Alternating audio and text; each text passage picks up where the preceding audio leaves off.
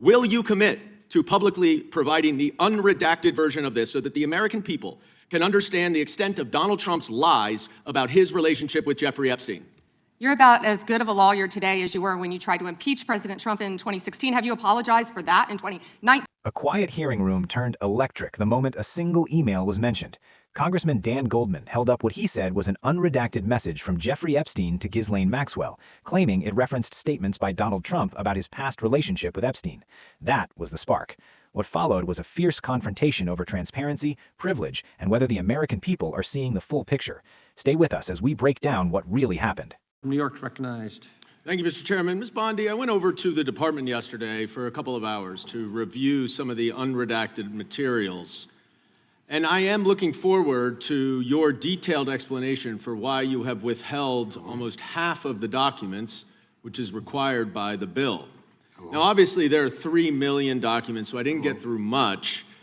But one thing I didn't see was the client list that you said you had on your desk a year ago. I did, however, find a couple of important documents.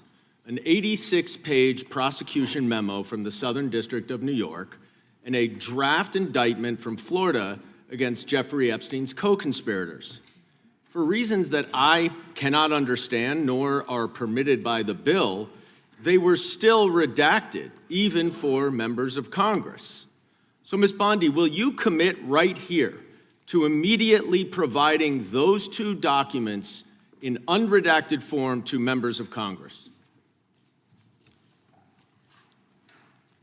Not a complicated question. Well, I guess it is for you because you have a law degree and those are privileged. Okay, they're not privileged, but we will discuss that later. I also found an email that I have right here from Jeffrey Epstein to Ghislaine Maxwell that was unredacted, and it included notes of statements that Donald Trump made about his prior relationship with Jeffrey Epstein. Now, there is no reason for this to be hidden from the American people. There is no privilege, there is no attorney-client privilege, and I see you're checking with your staff, and I can assure you, staff, this is not under attorney-client privilege because it was sent from Jeffrey Epstein to Ghislaine Maxwell. Will you commit to publicly providing the unredacted version of this so that the American people can understand the extent of Donald Trump's lies about his relationship with Jeffrey Epstein? You're about as good of a lawyer today as you were when you tried to impeach President Trump in 2016. Have you apologized for that in 2019? So will you unredact this? Will you unredact this? You were lead counsel on that. Privileged. I'm asking you, will you unredact this? Privileged. Privileged, of course. I look forward to discussing this more.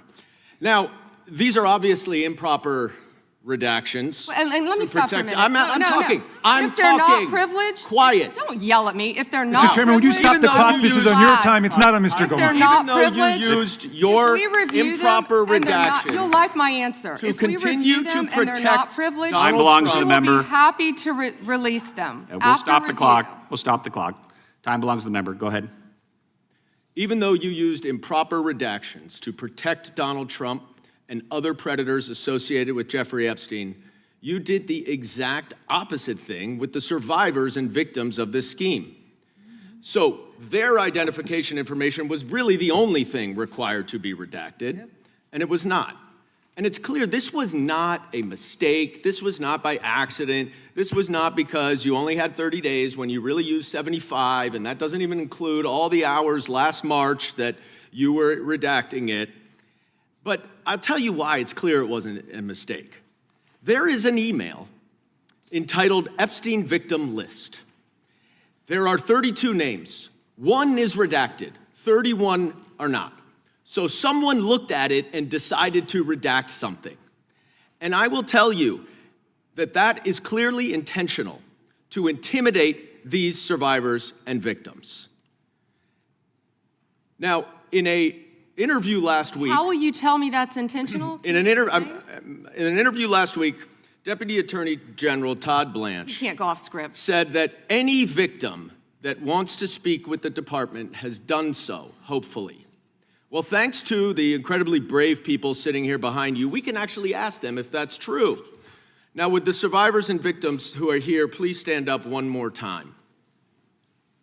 just by show of hands, how many of you or your loved ones actually have met with the Department of Justice and provided testimony and evidence? None. And of those of you who have not met, which is everyone, how many of you have reached out either individually or through a lawyer or representative to offer to provide testimony and evidence? All of them. And of those of you, all of you, who have reached out, how many of you were denied or ignored by the Department of Justice? All of them. And despite the shameful and despicable efforts by Ms. Bondi and her department to intimidate you, how many of you are still willing to speak to the Department of Justice? All of them. Well, Ms. Bondi, it looks like you have some more witnesses to talk to. Gentleman's time has expired. And I yield back. We will go to the good gentleman from North Carolina, Congressman Knott.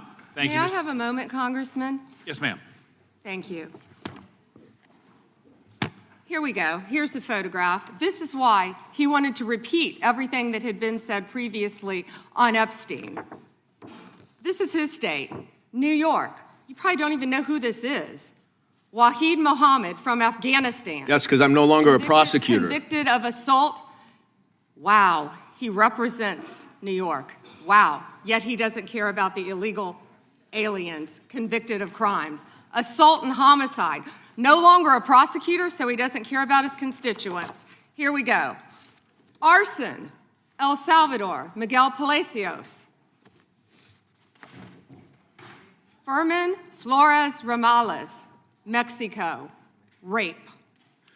Let's talk about the 70% of immigrants who are detained without a criminal conviction or arrest. Stop the clock. Stop the clock.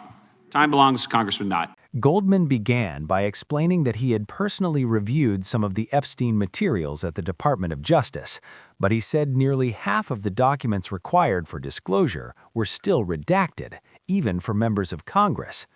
Among them, he described an 86-page prosecution memo from the Southern District of New York and a draft indictment from Florida targeting alleged co-conspirators. Pam Bondi firmly disagreed, repeatedly calling the documents privileged and accusing Goldman of mischaracterizing the law. The exchange quickly turned personal, with both sides questioning each other's legal judgment. But the most emotional moment came when Goldman shifted the focus to survivors. He asked victims seated behind Bondi whether the Justice Department had met with them after they reached out to provide testimony. No hands went up. He then asked how many had attempted contact and were ignored. Every hand rose. That visual changed the tone of the room. Bondi responded by pivoting to immigration-related crime cases, prompting objections and a procedural pause from the chair.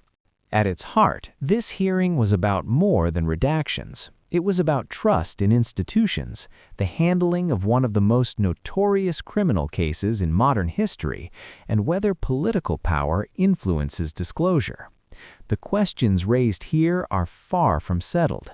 If you want deeper analysis on the biggest political confrontations shaping the country, follow for more detailed coverage.